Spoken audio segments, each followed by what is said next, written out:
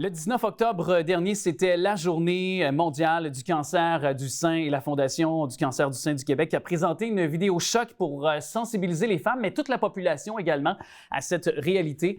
On la reçoit par le truchement de la technologie. Très content d'accueillir donc la PDG de la Fondation du cancer du sein du Québec, c'est Mme Karine Yzeut-Huperciel. Bonjour. Bonjour. On a pu voir des images de cette vidéo quand même choc. Ça vient nous happer.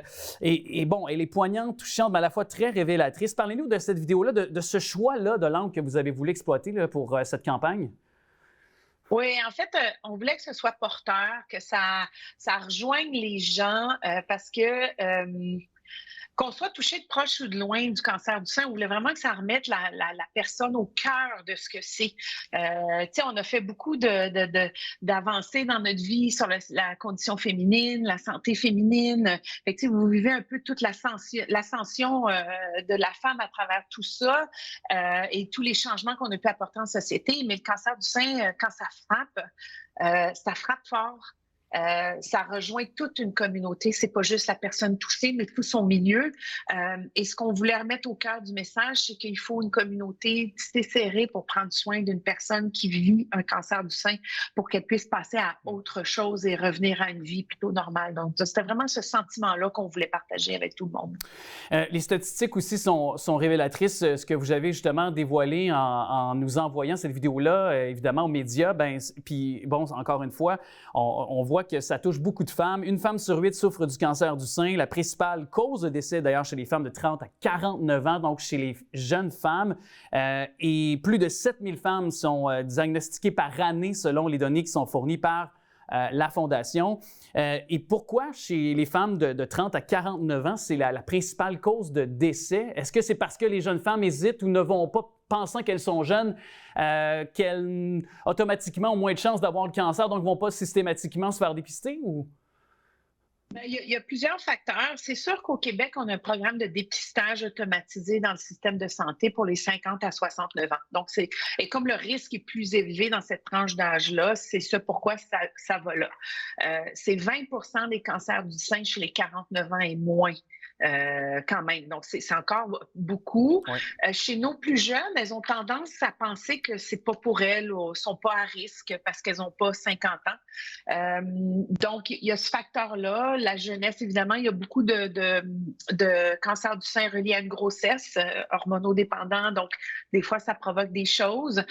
Et souvent, une femme en bas de 49 ans, plus elle est jeune, plus le médecin va lui dire « Ah, ben, t'es pas à risque, on va attendre un peu. » Nous, ce qu'on veut donner comme information à toutes ces personnes-là, c'est dès qu'il y a un signe ou un symptôme, là, que vous voyez un changement de votre aisselle jusqu'au sein, n'hésitez pas, appelez votre médecin de famille. Vous avez droit à une investigation. Oui, c'est anxiogène, mais vaut mieux cette anxiété-là puis arriver à trouver que finalement, c'est pas un cancer du sein que de le trouver trop tard à un stade 3 ou un stade 4 où là, c'est plus difficile d'en venir.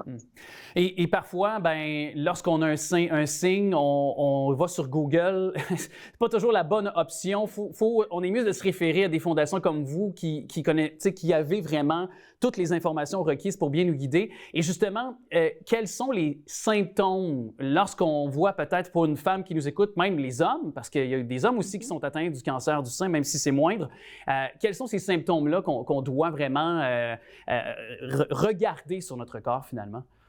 Bon, vous pouvez aller les voir sur rubanrose.org. Ils sont tous bien là. Mais bon, moi, si je vous le dis, oui, il y a une bosse dans un sein, des fois, qu'on peut sentir. Par contre, ça peut être autre chose comme un changement de grosseur dans les seins. Il y en a un plus gros que l'autre ou la forme qui change. Ça peut être quelque chose comme ce qu'on appelle, nous, une pleure d'orange. C'est comme une cellulite condensée sur le sein. Ça peut être le mamelon inversé, des écoulements mammaires. Ça peut être une chaleur instantanée, mais qui dure sur un sein, là, qui devient très, très, très chaud. Donc, c'est tous des symptômes. Puis vraiment, c'est dès que vous voyez un changement, appelez votre médecin de famille. Puis on est conscient, si vous n'avez pas un médecin de famille, que ça peut être compliqué. Il y a les guichets uniques maintenant au Québec avec la réforme de santé. Ouais. Mais on a aussi une ligne, nous, téléphonique. Là, c'est le 1-856-561-ROSE. Et c'est des pères aidantes. Donc, c'est des femmes qui ont vécu un cancer du sein, qui ont navigué naviguer notre système de santé, qui savent comment vous diriger et ils vont vous trouver une porte d'entrée le plus rapidement possible, peu importe la région où vous êtes, pour aller en dépistage. On parle de système de la santé. J'ai envie de vous demander, parce qu'on s'était parlé il y a un an, presque jour pour jour. Vous me disiez que, bon, dû à la pandémie, c'était une cause à effet, en ce sens où on avait malheureusement pris du retard dans le dépistage, dans les mammographies, par exemple. Est-ce qu'un an plus tard, on a repris un certain rythme? Oui, alors on a repris tous les retards de la première vague de la pandémie et un certain rythme. Malheureusement, ça peut être très long dépendant de la région où vous êtes. Donc, tu sais, dans la région de Laval, c'est entre 1 et 8 semaines pour une mammographie, dépendant où vous allez. Je peux vous dire, par exemple, en Gaspésie, c'est 1 à 2 semaines, mais en Abitibi-Témiscamingue, ça peut être 22 à 28 semaines. Et en Outaouais, ça peut aller jusqu'à 33 semaines pour une imagerie médicale. Donc, évidemment, le système de santé, ils font tout ce qu'ils peuvent avec les ressources qu'ils ont, mais il nous manquait en 2021 plus de 500 techniciens en imagerie médicale. On n'a pas encore figuré comment les imprimer en imprimante 3D. Là. Je sais que notre ministère de la Santé, le ministre Dubé, Cancérologie Québec, tout le monde fait ce qu'ils peuvent. Nous, ce qu'on vous dit, c'est soyez dessus, hein, soyez persistante. Puis des fois c'est plate, mais il va falloir changer de région. Oui, c'est ça. Puis insister peut-être. Puis je lisais que je pense qu'il y a plusieurs professionnels de la santé qui peuvent prescrire une mammographie aussi là, pour les femmes qui nous écoutent, là.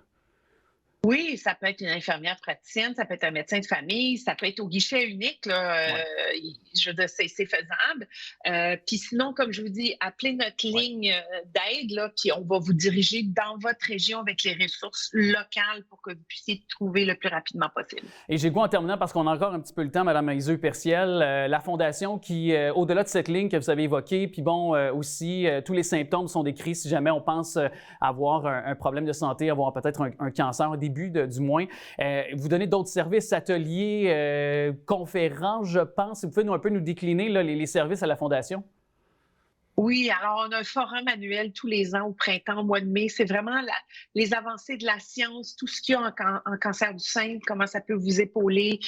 On a des services en génétique. On a une clinique virtuelle pour, une fois qu'on finit de voir notre oncologue de façon fréquente, des fois on a besoin de support, on n'a pas de médecin de famille. Au lieu de vous pointer à l'urgence, ben nous, on vous offre une clinique virtuelle au bout des doigts.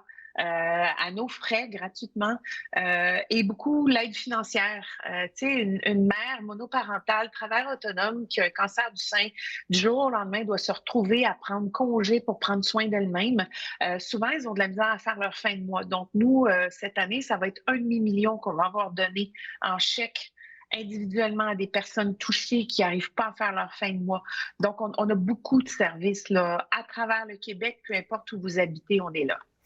Bien, en tout cas, merci d'être là pour nos femmes, nos mamans, nos grands-mamans dont vous supportez justement, vous les soutenez de multiples façons. Alors, je rappelle rubanrose.org pour avoir aussi un suivi sur cette conversation. Madame Karine Yzeure-Perciel, PDG de la Fondation Cancer du sein du Québec, ça a été un plaisir de vous accueillir. Merci à vous. Merci à vous. Bonne journée.